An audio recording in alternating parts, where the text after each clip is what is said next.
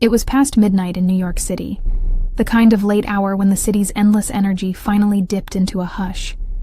In a quiet corner of Brooklyn, a lone neon sign buzzed, "Open 24 hours" in scarlet letters outside a small retro diner.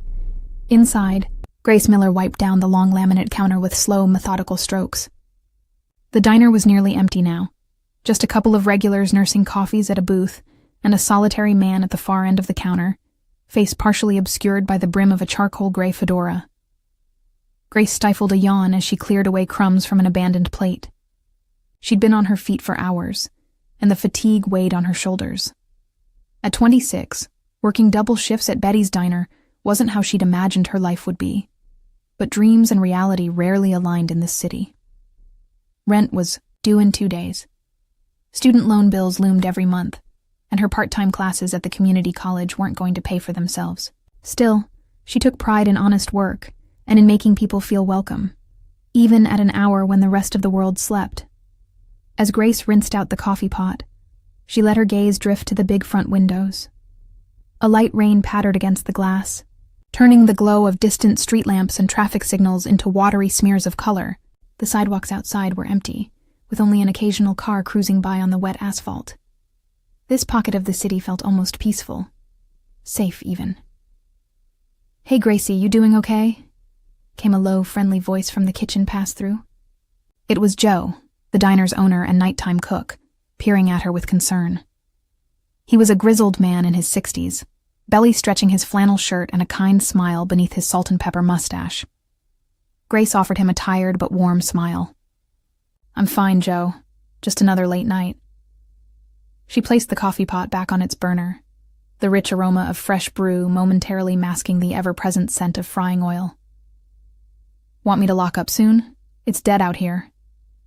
Joe glanced at the wall clock, 12:47 a.m. "Yeah, might as well start closing prep. No point staying open if no one's coming in."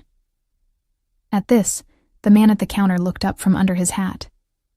Grace hadn't paid him much attention beyond a quick exchange when he ordered black coffee about 20 minutes ago. Now she realized he hadn't touched the refill she'd given him. He sat unnaturally still, hands folded on the counter, the angle of his shoulders suggesting a coiled tension. He was striking, olive-skinned with a strong, stubbled jaw and eyes like cold steel beneath the brim of his hat. He radiated an aura of quiet power. He wore a tailored suit, though he'd shed the jacket which now lay folded on the stool beside him. The dark vest and crisp white shirt emphasized broad shoulders. He wasn't the typical late-night diner patron. In another life, she might have guessed he'd come from some gala or high-rolling casino. But here he was, alone past midnight, in a down-to-earth Brooklyn eatery. "In a minute," the man said softly, his voice low and calm, yet carrying an authority that belied the casual words. "I'm not quite finished with my coffee." Grace nodded, suddenly feeling a little self-conscious under his steady gaze. She wiped her damp hands on her apron. "No rush, sir. Take your time." The man inclined his head slightly in thanks, and returned to gazing down at his cup. Grace's heartbeat had quickened for a reason she couldn't name. There was something about him. He radiated a subtle menace alongside a quiet courtesy, a paradox that intrigued and unsettled her. Brushing off her nerves, Grace turned away to finish wiping down the other end of the counter. "Keep it together," she chided herself silently. "Only a bit longer, and then you can head home." She thought of her apartment a few blocks away, a tiny studio above a laundromat where the radiator hissed all night. Hardly a dream home, but it was. Hers, and with enough overtime, maybe someday she'd save enough to move somewhere better. That modest hope kept her going on nights like this. The bell above the diner's front door jangled suddenly, startling Grace. A trio of men shouldered their way in, bringing with them a gust of cool, damp air. They were rough-looking and loud, two of them laughing in a way that set Grace's nerves on edge. They wore leather jackets despite the mild night, and one had a spiderweb tattoo crawling up his neck. Not the usual late-night truckers or shift workers she sometimes saw at this hour. Grace exchanged a quick glance with Joe through the kitchen window. He frowned, wiping his hands on a towel. Something about these new arrivals wasn't right. "Welcome in, guys," Grace said, forcing a polite smile as the men swaggered to a stop in the middle of the diner. They didn't take a seat, which was her first clue that they weren't here for the pie and coffee. "Sit anywhere you like. Can I get you something?" The man with the neck tattoo grinned at her, but there was no warmth in it. His two companions spread out slightly behind him, a subtle move that made Grace's stomach twist. They were positioning themselves, one near the door, one near the far end of the counter. The man at the counter, the one with the fedora, remained still, but Grace saw that his posture had changed almost imperceptibly. He had straightened, one hand sliding casually near his coffee mug, yet she sensed it was not the mug he was prepared to reach for. "Yes, sweetheart, we're looking for something real special," Neck Tattoo drawled, his accent a harsh New York dialect with an edge that hinted at trouble. His eyes slid over Grace, making her skin crawl, before shifting toward Joe, who had now stepped out from the kitchen, towel in hand. "We're looking for the owner. That you, Pops?" Joe swallowed hard but lifted his chin. "I own the place, yes. Is there a problem?" One of the other men, a bearded brute with arms as thick as hams, spoke up with a leer. "Depends. Word is you might be behind on certain payments." Grace's heart skipped. Payments? She knew immediately what they meant. There had been rumors whispering through the neighborhood, local shops and diners like this getting squeezed by some new gang. Protection money, extortion. Joe had always dismissed it, saying their neighborhood was under the watch of someone who kept troublemakers away. Grace had never asked who, and Joe didn't like to talk about it. But apparently trouble had found them anyway. Joe stepped forward, weathering the intimidating presence of the thugs with more courage than Grace felt. "I don't know what you're talking about," he said evenly. "This is a lawful business. If you fellas are here for a meal, fine. If not, I'll have to ask you to leave." Neck Tattoo's grin vanished. He walked slowly up to the counter, resting both hands on the shiny surface as he glared at Joe. "Wrong answer. See, Mr. Ivankov doesn't like hearing no. Everyone in this area pays up, or they find themselves in a world of hurt. And I'd hate for anything to happen to this nice little establishment." His tone was mock-sympathetic, but menace lurked beneath. Grace's mouth went dry. She moved to stand next to Joe, her instinct to support him overwhelming her fear. "Please," she said quietly, trying to keep her voice from shaking. "We're just a small diner. We barely make enough to cover costs. There must be a misunderstanding." Before she could finish, Neck Tattoo's hand lashed out and swept an empty coffee cup off the counter with a clatter, causing Grace to flinch. The ceramic shattered on the floor, and the sudden violence of the gesture made the remaining 2 late-night regulars in the booth jump to their feet. They bolted out the door without even asking for their check, the bell jingling madly behind them as they fled into the night. "It's a shame when people don't cooperate," the leader said, clucking his tongue as if disappointed. His eyes flickered past Grace to the man seated at the end of the counter, the one who had yet to move or speak. "And who's this? Another customer? Buddy, you should head on out. We're closed." The man in the fedora slowly lifted his head at being addressed, and Grace felt the air in the diner shift. Those gray eyes of his fixed on the thug with a steady, unblinking stare. "I haven't paid my check yet," he said, voice cool and composed. He reached into his vest pocket, and for a split second Grace's heart lurched, expecting him to pull out a weapon. Instead, he produced a few folded bills and placed them calmly beside his untouched coffee cup. "Keep the change," he murmured to Grace without breaking eye contact with the intruders. Neck Tattoo snorted. "All right, you paid. Now beat it." He jabbed a thumb towards the door.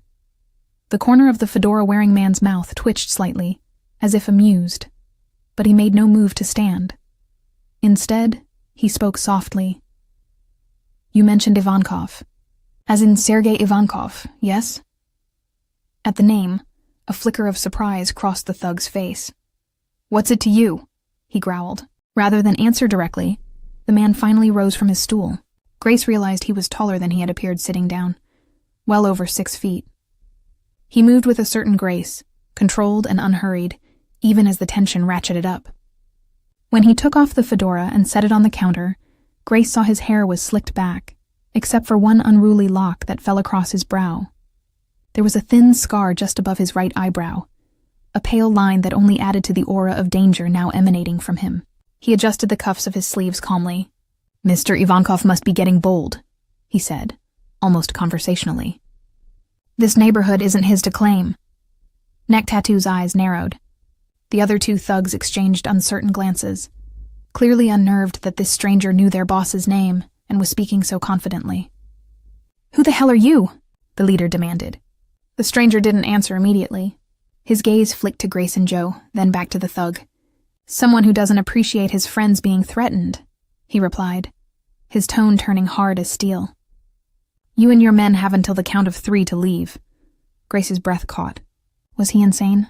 3 against 1, and these brutes were likely armed. She wanted to shout at him to stay out of it, that it wasn't worth his life, but fear constricted her throat. For a moment, the thugs were silent, processing the audacity of that ultimatum. Then the bearded goon by the door barked out a laugh. "This guy's got a death wish." Neck Tattoo sneered and stepped around the counter, putting himself uncomfortably close to Grace and Joe. She instinctively inched in front of Joe, trying to protect the older man, even as her knees threatened to buckle. The thug pulled back his jacket, revealing the black handle of a pistol tucked in his waistband. "You got a big mouth, pal," he hissed at the stranger. "How about I count to 3 and you—" Bang. The sound was so loud in the enclosed diner that Grace's ears rang. At first she thought Neck Tattoo had shot the stranger, but then she saw the thug stumble backward, eyes wide in shock, a red blossom spreading on his upper arm. The gun he'd been reaching for clattered to the floor. The fedora-wearing man had shot him. Grace hadn't even seen where the weapon came from, but it was now in the stranger's hand, aimed steadily at the intruders. A wisp of smoke curled from the barrel. Everything happened at once. "Gun!" Joe shouted unnecessarily, diving behind the counter. The thug by the door cursed and pulled out his own firearm, firing wildly. Grace yelped and dropped to the floor as 2 bullets shattered the display case of pies behind the counter, spraying glass and dessert everywhere. The third thug, momentarily frozen, fumbled to draw a knife from his boot, perhaps not wanting to risk a shot with his comrade in the line of fire. The stranger moved fast, faster than anyone Grace had ever seen. He ducked low and sidestepped behind a booth as more shots rang out, the pops and muzzle flashes terrifyingly bright in the dim diner. From her position crouched on the tiles, Grace peeked around the counter in time to see the tall stranger emerge at the end of the row of booths behind the shooter by the door. In one swift motion, he grabbed the man's gun arm and wrenched it upward. A deafening blast went into the ceiling. The stranger slammed the man's wrist against the back of a booth with a sickening crack, forcing him to drop the gun. The thug staggered, trying to swing his other fist. The stranger drove an elbow into the man's gut, then delivered a sharp kick to the chest that sent the thug crashing into a table, which collapsed under his weight. Neck Tattoo, clutching his bleeding arm, had retrieved his dropped pistol with his good hand. Face contorted in pain and rage, he was struggling to aim at the stranger without hitting his fallen friend. Grace's heart lurched. From where she crouched, she realized with horror that the thug's line of fire pointed directly toward the booth where the stranger was now standing, directly toward his back. Without giving herself time to think, Grace acted. She seized the first thing her fingers touched, a heavy glass sugar dispenser that had rolled off the counter during the chaos, and hurled it with all her might at the gunman. "Look out!" she screamed. The sugar jar struck Neck Tattoo in the side of the head just as he fired. His aim swung wide. The bullet meant for the stranger instead blew out the front window in an explosion of cracked glass and rainwater. The thug yelled in surprise, stumbling, and the stranger did not waste the moment. He pivoted and fired once. The sharp crack of his pistol made Grace flinch. Neck Tattoo's knees buckled and he crumpled to the floor, groaning and writhing. He'd been shot in the leg. The only one left was the knife-wielding thug, who up until now had hesitated to engage in the gunfight. But with his comrades down, desperation twisted his face. He rushed toward the stranger with a roar, blade raised. Grace's warning died on her lips. The stranger simply stepped aside at the last second, catching the knife-wielder's arm and redirecting his momentum straight into the countertop. The thug's forehead smacked the edge of the counter with a gruesome thud. He collapsed, the knife clattering away harmlessly, and then, as suddenly as it began, the diner fell quiet, save for the ragged breathing of the injured men and the ringing in Grace's ears. Grace realized she was still crouched on the floor, clutching her apron. Slowly, she rose on shaky legs, taking in the scene with wide eyes. The front window was a spiderweb of cracks, letting in a chilly drizzle of rain. The pies in the display were destroyed, Filling splattered everywhere. One of the hanging lights swung precariously from a bullet-shredded chain, casting wild shadows. The stranger stood in the center of it all, chest heaving just a little. He still held his pistol, which he now trained on the only conscious thug, Neck Tattoo, who was slumped against a stool, cursing in Russian and pressing a hand to his bleeding thigh. Blood pooled darkly on the checkered floor tiles around him. Joe peeked out from behind the counter, eyes huge with shock. "Gracie, you okay?" he stammered. Grace found her voice after a moment. I think so," she managed. Her heart was pounding so violently she felt it might leap out of her throat. But aside from a few tiny cuts on her arms from flying glass, she was unharmed. The stranger looked Grace's way at the sound of her voice, concern flickering over his stern features. "Are you hurt?" he asked. And there was a gentleness in his tone that caught her off guard, given the ferocity she'd just witnessed from him. Grace shook her head quickly, her knees threatening to give out now that the adrenaline was ebbing. "I'm fine," she said, her voice still trembling. "Joe, are you okay?" Joe nodded as he stood up fully, though his legs wobbled. "Thanks to this fella, I reckon," he said, looking at the stranger with awe. "Hell of a shot." Before anyone could say more, the stranger strode over to Neck Tattoo and kicked the fallen thug's gun further away out of reach. The man spat a vile curse at him, which earned a swift, almost casual backhand to the jaw.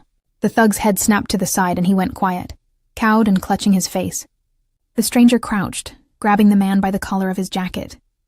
"Tell Ivankov," he said in a low, dangerous voice that raised goosebumps on Grace's arms, "that he's made a very expensive mistake tonight." His gray eyes were flat and merciless. "This neighborhood is Romano territory. Romano." The name rang out with an authority that even Grace recognized. She didn't move, barely breathed. She had heard the name in passing, perhaps on the news or in whispered conversations.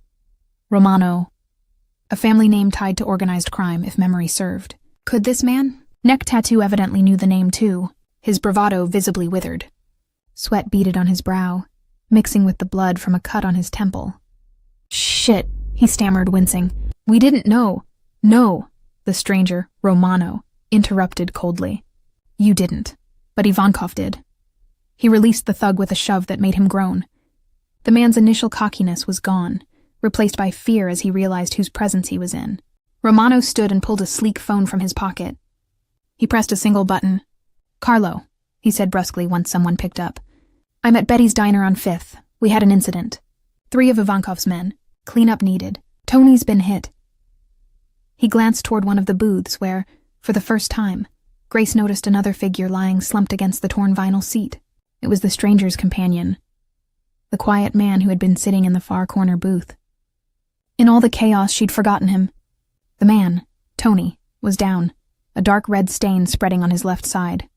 He must have been shot in the initial crossfire. Oh no, Grace's hand flew to her mouth. She started toward the injured man without thinking. He had helped fight off the attackers, she recalled dimly, until one of the first gunshots found its mark. Tony looked to be in his late 40s, with salt and pepper hair, and a ruddy complexion that had gone ashen from blood loss. Dominic Romano snapped the phone shut after issuing terse instructions. He moved swiftly to his fallen comrade, kneeling and pressing 2 fingers to the man's neck to check his pulse. Dominic's jaw was tight, the corded muscles in his forearm flexing as he tore open the wounded man's shirt to inspect the bullet wound. Grace quickly joined him, glass crunching under her sneakers. She could see the entry wound just below Tony's ribcage, blood welling with each shallow breath the man took. He was unconscious but alive for now. "Mr. Romano," Grace said softly, adrenaline overriding her hesitation at using his name. "Let me help. I've taken some first aid classes." More than that, she thought, remembering long nights nursing her sick father years ago, but there wasn't time to explain. Dominic turned his steely eyes on her. Up close, splashes of someone else's blood speckled his white shirt and a bruise was forming on his cheek, yet he looked unfazed by his own pain. He gave a curt nod, shifting to make room. He was hit in the side. The bullet might still be in there. Grace nodded. "We need to slow the bleeding until an ambulance," she began, reaching to apply pressure, but Dominic cut her off. "No hospitals," he said sharply, then gentled his tone when he saw her startled expression. "I've called my own medics. They'll be here any minute and they'll be discreet." Grace understood. People like him didn't go to public hospitals, Not when gunshots were involved. They had private doctors, no questions asked. It was illegal, and under any other circumstances the thought would alarm her. But at this moment, all she cared about was stabilizing the wounded man. She grabbed a clean dish towel from a nearby table and folded it thickly. "Help me turn him slightly," she instructed. Dominic followed her lead without question, supporting Tony's weight as Grace pressed the cloth firmly against the wound. Tony moaned faintly but didn't wake. Grace's hands were slick with warm blood. She fought to keep her focus. "Joe, call 911, she called out on reflex, then remembered Dominic's warning about discretion. "Actually, Joe, don't. It might complicate things." From behind the counter, Joe had been watching with wide eyes, the wall phone's receiver already in his hand. He looked torn, then slowly set it down. He trusted Grace's judgment even if he didn't understand. Dominic's gaze lingered on Grace's face as she worked. "You're surprisingly calm," he said quietly, almost in disbelief. Grace almost laughed at that, a shaky, adrenaline-laced sound. "Trust me, I'm terrified," she said, pressing harder on the wound as blood seeped through the towel. Her voice quavered despite her efforts to steady it. "But panic later, help now. That's what my dad always said." "Well, used to say," she caught herself. Her father had passed 2 years ago. Her vision blurred for a second, but she blinked the tears away. Dominic was silent for a beat, but something in his expression softened. Just a fraction. Together they knelt on the greasy diner floor, applying pressure and doing their best to keep Tony alive by sheer will until help arrived. It didn't take long. Less than 5 minutes later, headlights flashed through the shattered front window, and a black SUV screeched to a halt outside. 2 men in suits rushed in carrying a large medical bag. They moved with professional efficiency. One had the bearing of a trained paramedic as he took over from Grace. She relinquished her place, wiping her bloodied hands on her apron with a trembling sigh of relief as the medics began tending to Tony. Dominic stood and barked a few low orders to a couple of additional men who had arrived in the SUV, cleanup crew apparently, who immediately set about disarming the downed thugs and dragging them out the back door with rough efficiency. Joe approached tentatively. Before he could speak, Dominic clasped Joe's shoulder and promised to cover the damages, assuring him no one would bother his diner again.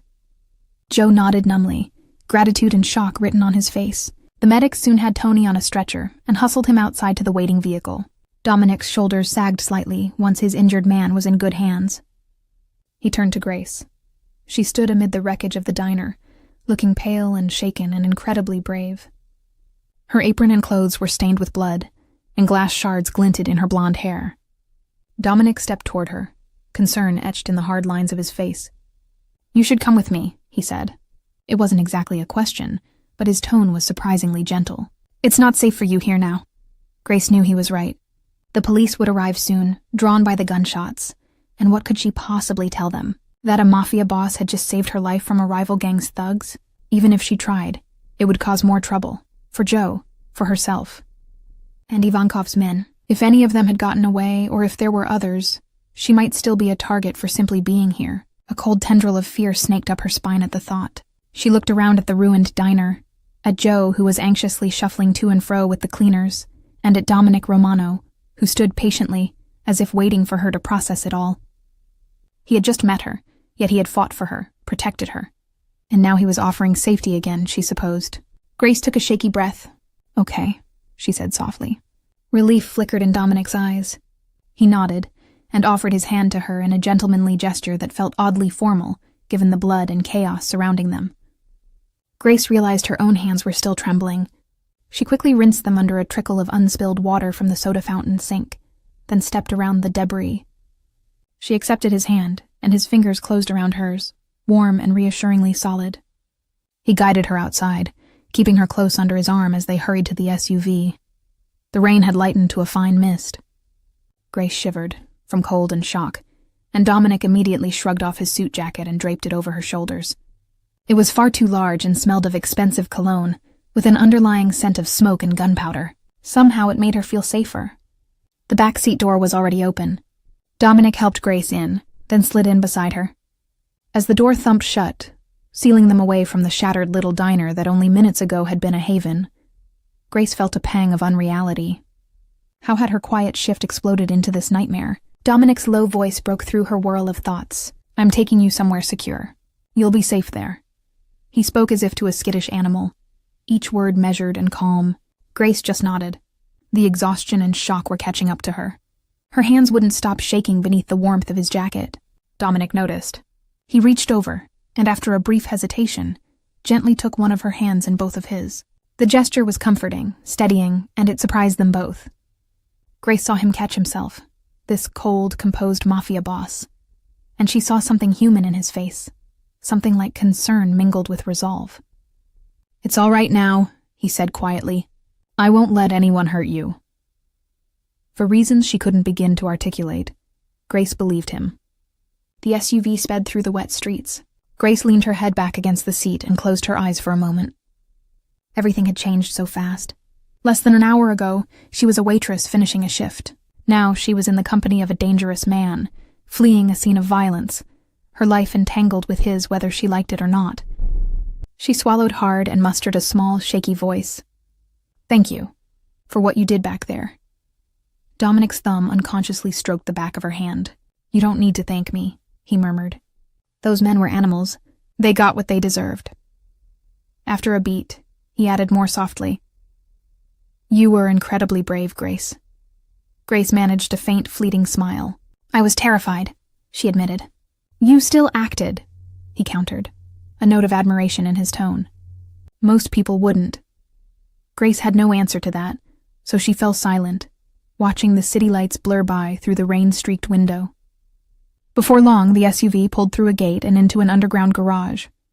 Grace realized she hadn't been paying attention to where they were going, but as Dominic helped her out of the car, she caught sight of a sleek lobby through a set of double doors. Wherever they were, it was certainly upscale. Dominic led her to a private elevator.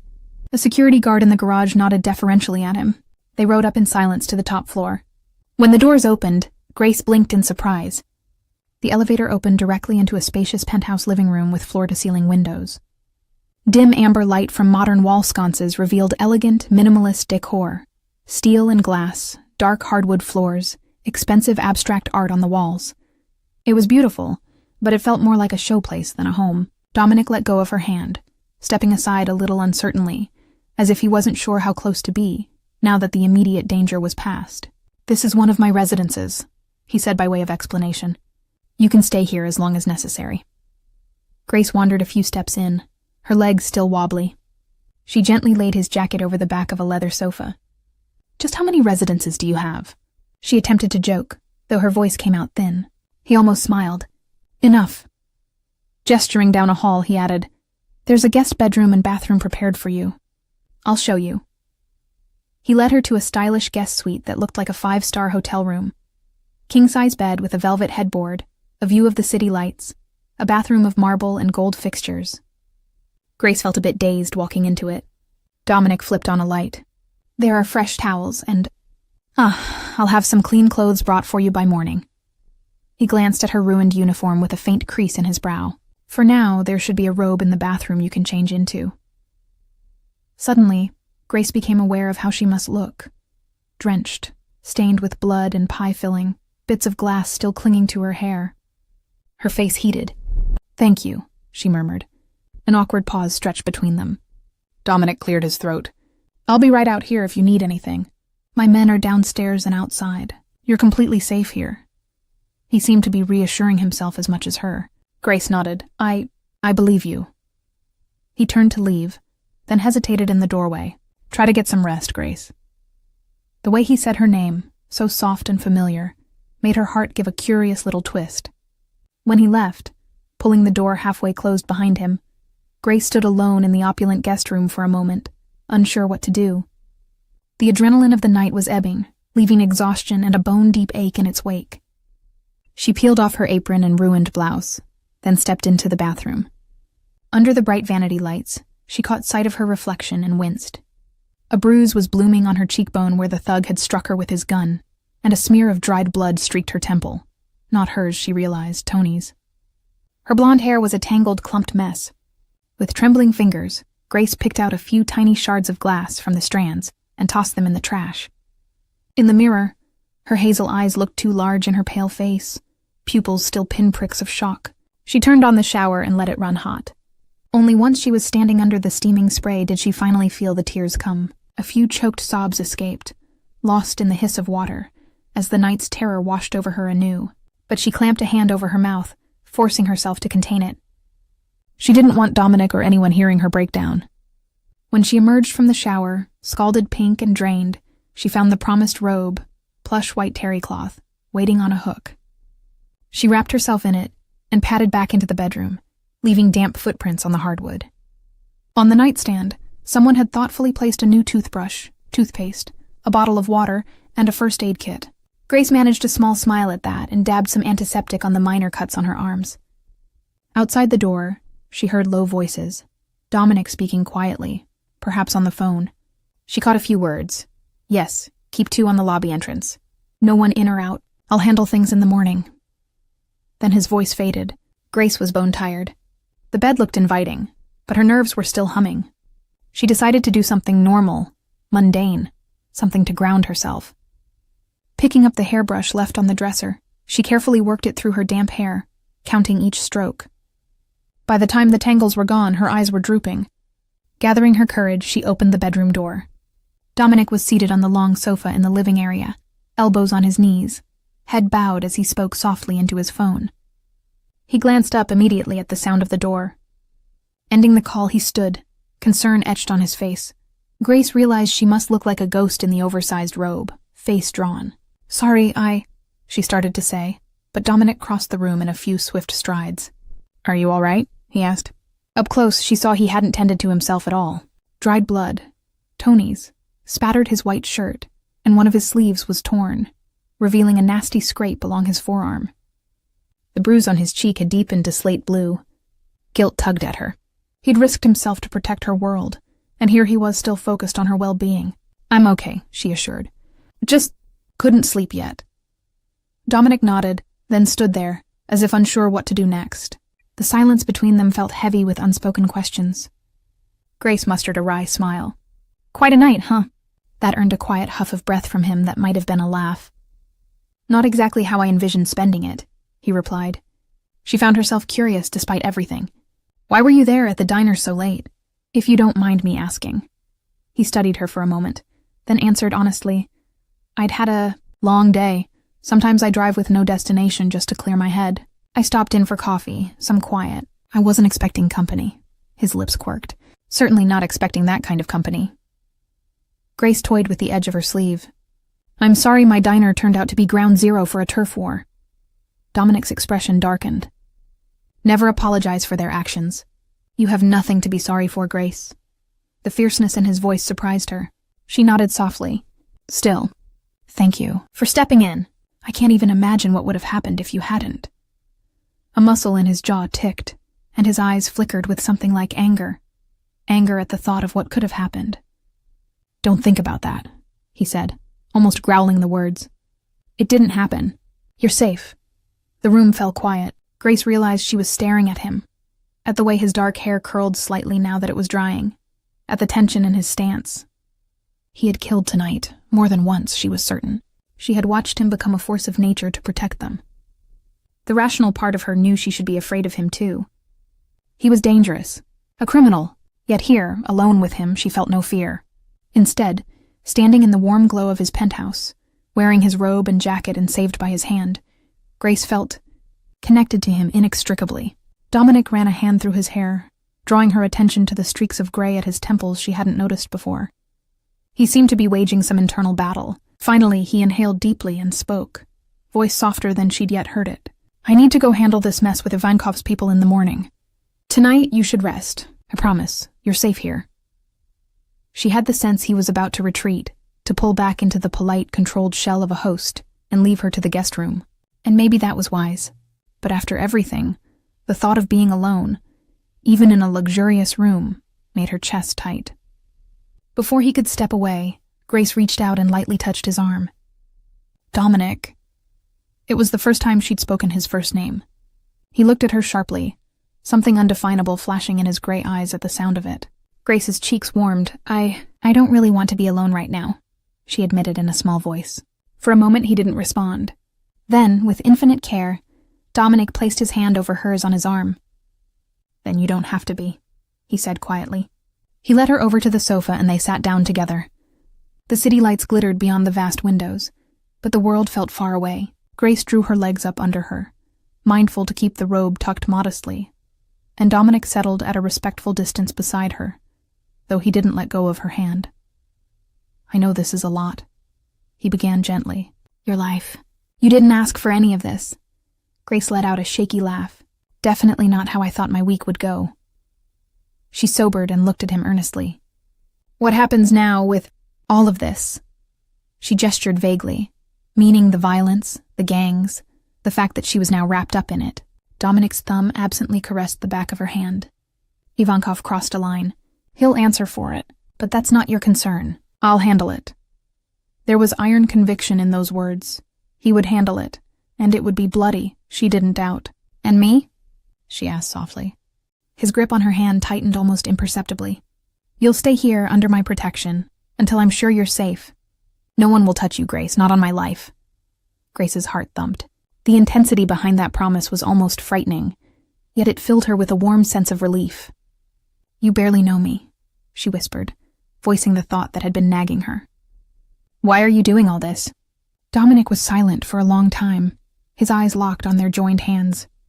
She wondered if he'd answer at all. When he did, his voice was low. "I asked myself the same thing. I've wondered why I couldn't just walk away after the diner. I suppose I feel responsible. Those men targeted your diner because of a war I'm part of. You were hurt and frightened because of my world. I can't let that go." He paused, then added in a near whisper, "And you saved someone I care about. You stepped into the line of fire for Tony. I don't forget something like that." Grace blinked rapidly. No one had ever owed her a debt before. Certainly not a mafia boss. "I only did what anyone would do," she said, flushing. He gave the barest shake of his head. "Not anyone, Grace. Very few, in fact." They sat in silence a moment, the air tinged with things left unsaid. Grace mustered her courage. I'm glad you were there tonight," she said quietly, peering up at him from beneath her lashes. "You saved my life." Dominic turned to her fully. His free hand hovered as if he wanted to touch her face but wasn't sure it'd be welcome. Eventually, he brushed a knuckle ever so lightly along the unbruised side of her cheek. "I'm glad I was there too," he said. The soft rasp of his voice sent a little shiver through her. Grace didn't know if it was adrenaline or something deeper making her heart pound faster. All she knew was that despite the insanity of the situation, she felt drawn to this man. She wanted to know why his eyes carried such sorrow when he thought no one was watching. Why a powerful crime lord would drive around alone at night to find peace. Why he, of all people, had been her savior. Dominic abruptly cleared his throat and withdrew his hand, perhaps realizing he was stroking her cheek. He looked away, suddenly all business. "You should get some sleep," he said, standing. "It's nearly morning." Grace stood too, her hand still caught in his. "Will you be here when I wake up?" The vulnerability in her own voice embarrassed her. But after the nightmare she'd been through, the thought of him gone scared her senseless. His eyes bore into hers. "I'm not going anywhere. Not until this is sorted and you're safe." He hesitated, then added, "I'll probably be up making some calls, but if you need me, I'll be right here." She believed him. Nodding, Grace allowed him to walk her back to the bedroom suite. At the door they paused. "Good night, Dominic," she whispered. His gaze softened at the sound of his name on her lips. "Good night, Grace." It felt remarkably intimate. The simple act of wishing each other good night like old friends, or something more. Grace retreated into her room, closing the door softly. This time, when she crawled into the luxurious bed, she fell asleep within minutes, Dominic's quiet promise echoing in her mind. The next morning dawned gray and drizzly. Grace awoke to the unfamiliar hush of the penthouse. For a blissful moment, she didn't remember the previous night. Then a movement beyond her door brought it all back. She found a comfortable set of clothes, soft black leggings and a gray sweatshirt, folded on a chair with a note in neat handwriting. "Thought you might need these." Even half asleep, she smiled. After washing up and dressing, Grace emerged hesitantly. The living area was empty, but a delicious smell wafted from the open-plan kitchen. There she found Dominic, of all things, cooking. He stood at the stove, sleeves rolled up, deftly stirring something in a pan. He'd changed into fresh clothes, dark jeans and a black sweater that made him look more approachable, though no less striking. He glanced over and caught her staring. "Morning," he said almost shyly. I hope you're hungry." "I attempted omelets." Grace approached, noticing the lavish spread on the counter. "Omelets?" Toast, fruit, and coffee. Her stomach rumbled, reminding her she hadn't eaten since early the previous evening. "You did all this?" she asked in disbelief. Dominic gave a one-shouldered shrug. "It's the least I could do. Please sit." They settled at the small kitchen table. Grace took a tentative bite of the omelet. "Oh, wow. This is good." She looked at him in surprise. He chuckled softly. "Don't sound so shocked. I'm not completely hopeless." A pause, then more seriously. "How are you feeling?" Grace considered the question. Better. Bruised, but better. The events of the night before seemed almost surreal now, but her bruise and the ache in her muscles were proof it was real. Dominic nodded. "I'm glad. I have news, by the way." He sipped his coffee. "Ivankov's operation took a big hit last night. His men are scattered. He's in the wind, likely skipping town." Grace set down her fork, relief and apprehension mingling. "So it's over?" Dominic's eyes met hers. "For now. My people are keeping watch, but I doubt he'll try anything further, especially since I've solidified our territory lines this morning." He said it so casually, as if securing criminal territories was just another business task. Grace chewed her lip. "What does that mean for me?" Dominic exhaled, reaching across the table to cover her hand with his. "It means you're free, Grace. No more threat. You can go back to your life." He said it with an attempt at a smile, but she could hear something tight in his voice. Go back. To her tiny apartment and long hours and ordinary life. Was that what she wanted? It should have been an easy yes. And yet, she turned her hand over under his, threading her fingers through his. "What if I'm not sure I want everything to go back to how it was?" she said quietly, heart pounding at her own boldness. Dominic's eyes searched hers. "Grace," he began, his tone a gentle warning. She forged on, voice trembling but determined. "Maybe it's crazy, but what happened? It brought us together, and I can't pretend I don't—" She broke off, suddenly shy. Dominic rose and moved around the table, drawing her to her feet. He cupped her face with a gentleness that belied the strength in those hands. "You're not crazy," he murmured, eyes intense on hers. "Or if you are, then so am I." Grace's breath hitched. "I don't know what this is," she whispered. "But I feel safe with you, and I shouldn't. I know your reputation, but—" "Shh." Dominic pressed a finger to her lips, then replaced it with his mouth in a tender kiss that sent warmth flooding through her. Grace melted against him, wrapping her arms around his neck. His kiss was unhurried, as if they had all the time in the world, a stark contrast to the frantic one they'd shared in the warehouse. When they finally broke apart, foreheads resting together, Dominic smiled, a real heartfelt smile that transformed his face. "Whatever this is, we'll figure it out together," he promised. Grace smiled back, tears of happiness gathering in her eyes. "Together," she agreed. He pulled her into a tight embrace, and she let herself relish it. The solidness of him, the steady beat of his heart under her cheek. The storm that had swept into her life had passed. In its wake, oddly enough, was calm, a new path. Safe in Dominic's arms, Grace knew with certainty that her life would never be the same, and she found that she didn't mind at all. Whatever came next, they would face it together.